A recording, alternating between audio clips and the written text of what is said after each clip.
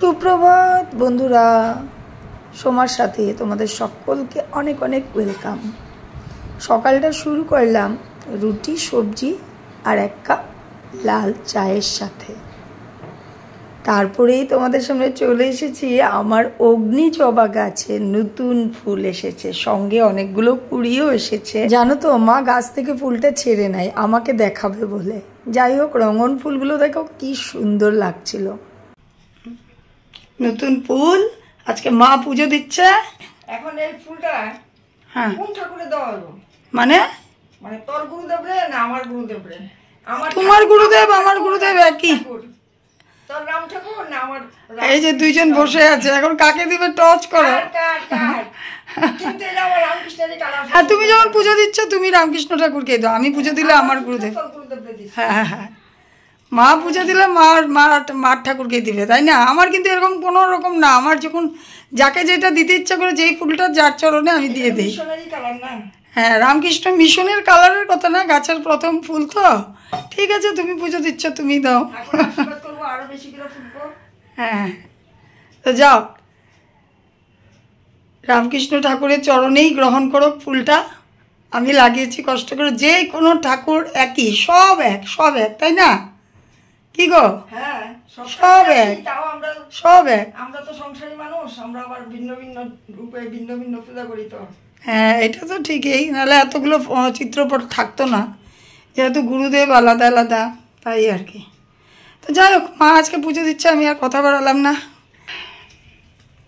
তোমাদের দাদাভাই অফিস থেকে এইটা পেয়েছে, ক্যালেন্ডারটা এনে এখানে রেখে দিয়েছে। আমাকে যুগ জিজ্ঞাসা নেই, এটা রেখে দিয়েছে। এখানে রাখলে হবে বলো পার্লারের মধ্যে? ফ্যানটার চার্জ চলে যায় বারবার, ফ্যানটা চার্জে দিয়ে রেখেছি।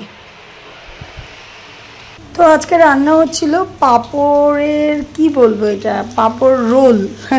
এটার ভেতরে আলু, ক্যাপসিকাম, গাজর, পনির এইসব গ্রেট করে দেওয়া।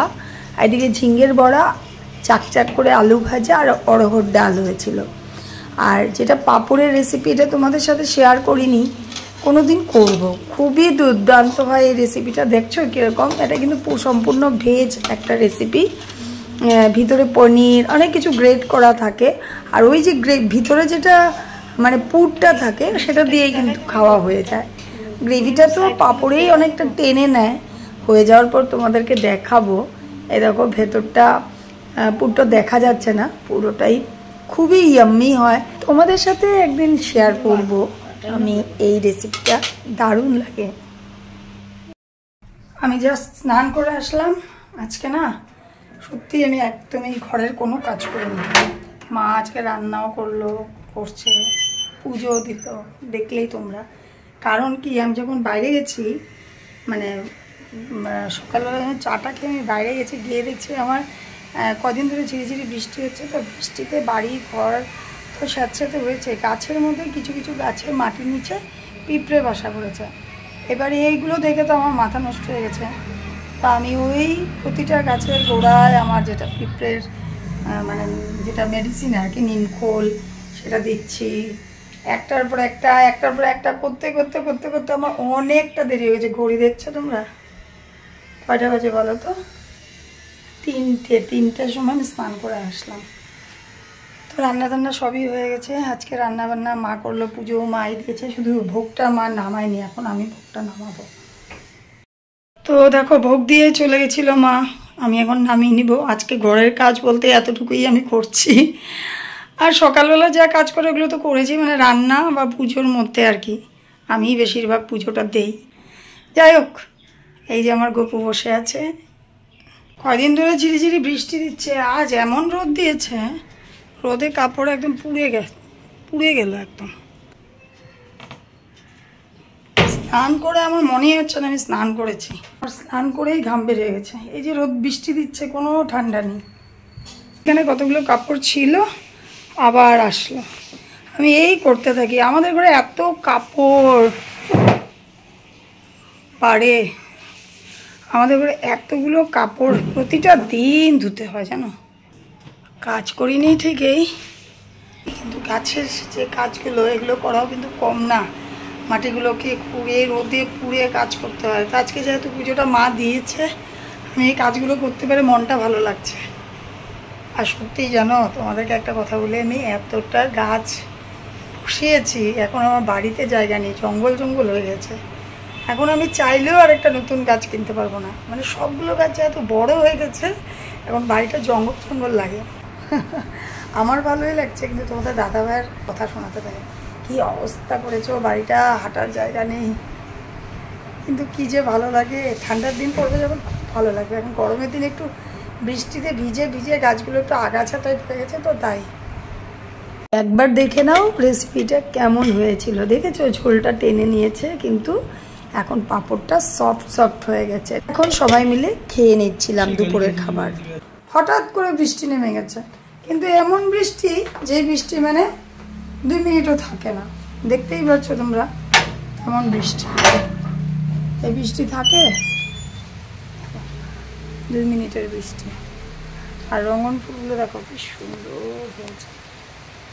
আর এই সাইডে যে আমার টবগুলো লাগিয়েছিলাম,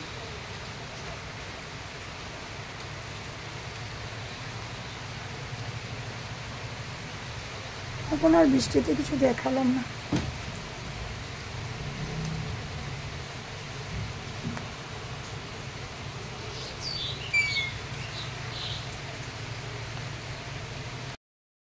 আমি যে কি মন করা রেসিপি বানাই সৃষ্টির জন্য, সেটা তোমরা বুঝবে না। এটা কি বানাচ্ছি জানো?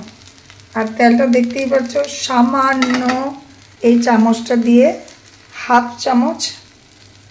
চামচের থেকেও কম অয়েল দিয়েছি, মাস্টার্ড অয়েল দিয়েছি। আর এটা কি বানাচ্ছি বলো তো? আমার মেয়ের জন্য আমার এই রোজ একটা ডিনারের ব্যবস্থা করতে হয়, মন গড়া।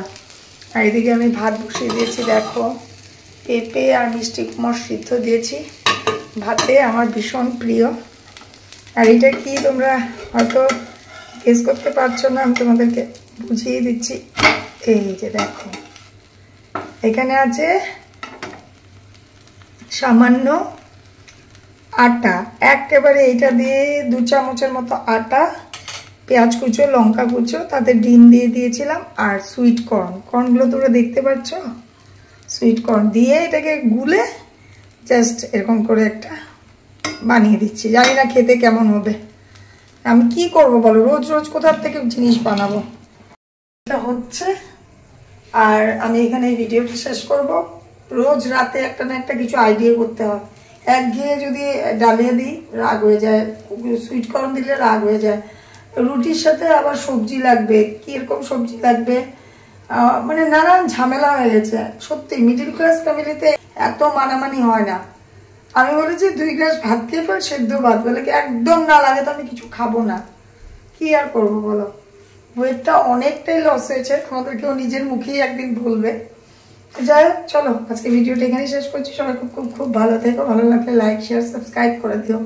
শেয়ার করতে বলেছি ভুলে, করলে ভালো, না করলে কিছু করার নেই। চলো সবাই খুব খুব খুব ভালো থেকো, বাই বাই।